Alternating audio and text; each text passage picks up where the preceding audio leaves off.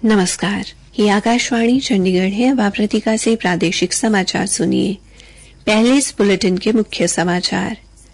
केंद्रीय पर्यावरण, वन एवं जलवायु परिवर्तन राज्य मंत्री कीर्तिवर्धन सिंह ने कहा कि सरकार 2070 तक कार्बन उत्सर्जन का स्तर शून्य पर लाने के लिए कई कदम उठा रही है। भारतीय जनता पार्टी की नेता बांसुरी स्वराज ने रोहतक में महिला सशक्तिकरण सम्मेलन को संबोधित किया और पश्चिम बंगाल में महिला चिकित्सक के साथ दुष्कर्म व हत्या का मुद्दा उठाया। आज देश भर में राष्ट्रीय खेल दिवस मनाया गया। देश के साथ हरियाणा में भी हॉकी के जादूगर मेजर ध्यानचंद को श्रद्धा सुमन अर्पित किए गए और अंबाला डाक मंडल की 2 दिवसीय जिला स्तरीय डाक टिकट प्रदर्शनी पंचमैक्स आज पंचकुला में शुरू हुई। अब समाचार विस्तार से। केंद्रीय पर्यावरण, वन एवं जलवायु परिवर्तन राज्य मंत्री कीर्तिवर्धन सिंह ने कहा कि सरकार देश को जलवायु और पर्यावरण परिवर्तन के प्रभाव से बचाने के लिए कई कदम उठा रही है। उन्होंने कहा कि सरकार 2070 तक कार्बन उत्सर्जन का स्तर शून्य पर लाने के साथ साथ प्रधानमंत्री नरेंद्र मोदी के विकसित भारत 2047 के दृष्टिकोण को पूरा करने के लिए काम कर रही है। श्री कीर्तिवर्धन सिंह नई दिल्ली में एसोचैम पर्यावरण और कार्बन सम्मेलन के उद्घाटन उपरांत संबोधित कर रहे थे। यह सम्मेलन 2070 तक कार्बन उत्सर्जन का स्तर शून्य करने के तंत्र का विकास विषय पर आयोजित किया गया। मंत्री ने कहा कि वैश्विक स्तर पर जलवायु और पर्यावरण को प्रभावित करने वाली समस्याओं का समाधान खोजना समय की मांग है। श्री कीर्तिवर्धन सिंह ने कहा कि सरकार देश में पर्यावरण से जुड़े मुद्दों को हल करने के लिए उद्योगों और हितधारकों को सभी आवश्यक सहायता प्रदान करने के लिए प्रतिबद्ध है। उन्होंने कहा कि सम्मेलन के नतीजे भविष्य की नीतियों की दिशा तय करेंगे। 1 दिवसीय सम्मेलन में देश भर के उद्योगों, अनुसंधान और पर्यावरण संगठनों के प्रतिनिधियों ने हिस्सा लिया। भारतीय जनता पार्टी ने आज रोहतक में महिला सशक्तिकरण सम्मेलन का आयोजन किया। सम्मेलन में नई दिल्ली से भारतीय जनता पार्टी की सांसद बांसुरी स्वराज ने मुख्य वक्ता के तौर पर शिरकत की। सम्मेलन को संबोधित करते हुए उन्होंने केंद्र सरकार की ओर से महिलाओं के हित में उठाए गए कदमों की सराहना की।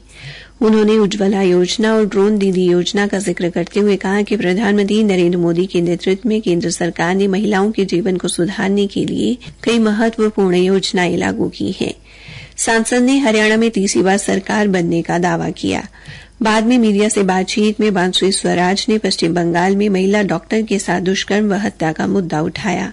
साथ ही इस मुद्दे को लेकर चल रहे प्रदर्शनों के बाद पश्चिम बंगाल की मुख्यमंत्री ममता बनर्जी के उस बयान की आलोचना की जिसमें उन्होंने कहा कि अगर बंगाल जला तो बिहार और असम भी जलेंगे और आग दिल्ली तक पहुंचेगी।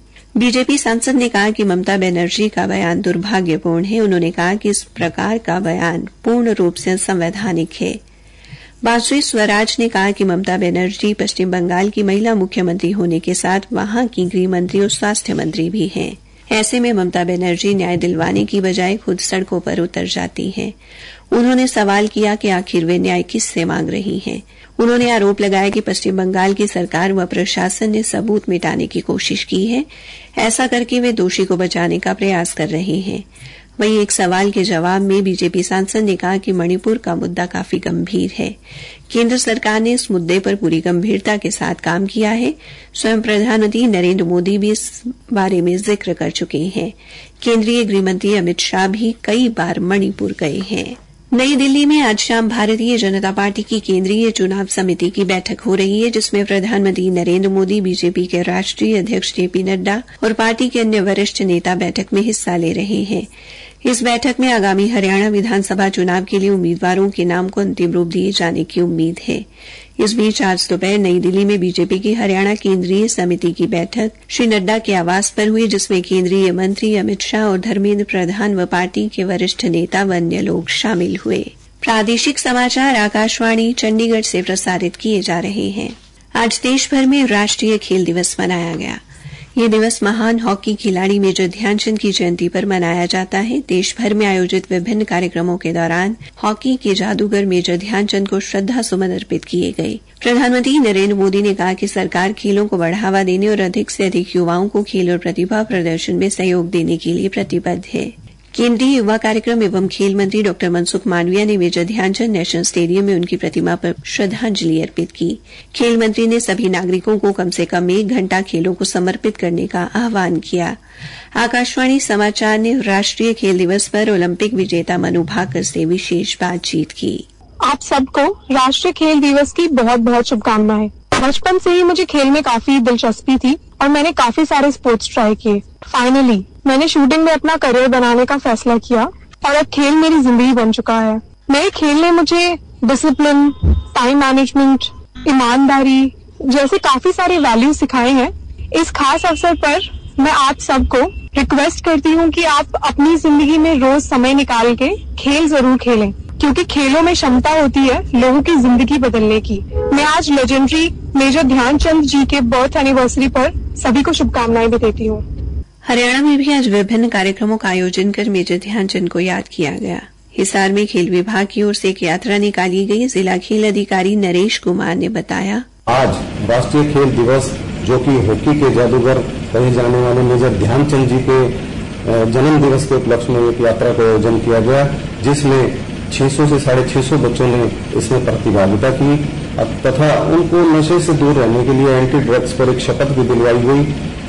ये यात्रा महावीर स्टेडियम मेन गेट से शुरुआत होकर के उसके बाद मधुबन पार्क से लक्ष्मीबाई चौक से आईजी चौक, गेट नंबर 4 और ठंडी सड़क होते हुए वापस महावीर स्टेडियम में ही इसका समापन हुआ। फरीदाबाद के सराय ख्वाजा स्थित राजकीय आदर्श वरिष्ठ माध्यमिक विद्यालय और अम्बाला छावनी के आर्य कन्या महाविद्यालय से भी राष्ट्रीय खेल दिवस मनाए जाने के समाचार मिले हैं। भिवानी में आज स्वतंत्रता सेनानी एवं पूर्व मुख्यमंत्री बनारसी दास गुप्ता का स्मृति दिवस मनाया गया। स्मृति दिवस के उपलक्ष्य में भिवानी की बीडी गुप्ता पार्क में उनकी आदमकद प्रतिमा और समाधि स्थल पर पुष्पांजलि अर्पित की गई। उसके बाद उनके द्वारा स्थापित वैश्य महाविद्यालय व आदर्श महिला महाविद्यालय में भी उन्हें श्रद्धा सुमन अर्पित किए गए। वहीं वैश्य महाविद्यालय में एक रक्तदान शिविर भी लगाया गया। श्री गुप्ता विधानसभा अध्यक्ष के पद पर भी रहे। उन्होंने अपने समय में अग्रोहा धाम जैसी बड़ी संस्थाओं की भी स्थापना की। अम्बाला डाक मंडल की 2 दिवसीय जिला स्तरीय डाक टिकट प्रदर्शनी पंचपैक्स आज पंचकुला के सेक्टर 8 स्थित डीएवी मॉडल स्कूल में शुरू हुई। भारतीय संस्कृति के विषय पर आयोजित इस प्रदर्शनी का शुभारंभ हरियाणा परिमंडल के मुख्य महाडाकपाल संजय सिंह ने किया। उन्होंने पंचपैक्स पर एक विशेष आवरण भी जारी किया। इस अवसर पर बच्चों की चित्रकला एवं डाक टिकट प्रतियोगिता भी करवाई गई। हमारी संवाददाता ने बताया कि अम्बाला व पंचकुला जिलों से प्रसिद्ध व नए डाक टिकट संग्रहियों द्वारा प्रदर्शनी के विषय भारतीय संस्कृति पर लगभग 40 फ्रेम प्रदर्शित किए गए हैं। इसमें भारतीय संस्कृति से संबंधित पुरानी व नई डाक टिकटें, विशेष आवरण, पोस्ट कार्ड, माई स्टैम्प शामिल हैं। श्री राम जन्मभूमि अयोध्या से संबंधित डाक टिकट और विशेष आवरण दर्शकों के आकर्षण का केंद्र रहे। मुख्य अतिथि संजय सिंह ने डाक टिकट प्रदर्शनी का अवलोकन भी किया। उन्होंने कहा कि डाक विभाग का प्रदर्शनी लगाने का उद्देश्य डाक टिकटों से संबंधित इतिहास जानने का मौका देना है। प्रत्येक डाक टिकट विशेष आवरण, पोस्ट कार्ड व माई स्टैम्प के साथ उससे संबंधित विवरण भी उपलब्ध है, जिससे उनके बारे अधिक से अधिक जानकारी अर्जित की जा सकती है। जींद में जिला निर्वाचन अधिकारी मोहम्मद इमरान रजा की अध्यक्षता में विधानसभा चुनाव लड़ने वाले प्रत्याशी व विभिन्न राजनीतिक दलों द्वारा चुनाव के दौरान किए जाने वाले विभिन्न प्रकार के खर्च व लेन देन में पारदर्शिता लाने को लेकर बैठक का आयोजन किया गया। इस अवसर पर अग्रणी जिला प्रबंधक के साथ सभी बैंकों के प्रतिनिधि भी उपस्थित रहे। अंत में मुख्य समाचार एक बार फिर। केंद्रीय पर्यावरण, वन एवं जलवायु परिवर्तन राज्य मंत्री कीर्तिवर्धन सिंह ने कहा कि सरकार 2070 तक कार्बन उत्सर्जन का स्तर 0 पर लाने के लिए कई कदम उठा रही है। भारतीय जनता पार्टी की नेता बांसुरी स्वराज ने रोहतक में महिला सशक्तिकरण सम्मेलन को संबोधित किया और आज देश भर में राष्ट्रीय खेल दिवस मनाया गया। इसी के साथ ये समाचार बुलेटिन समाप्त हुआ।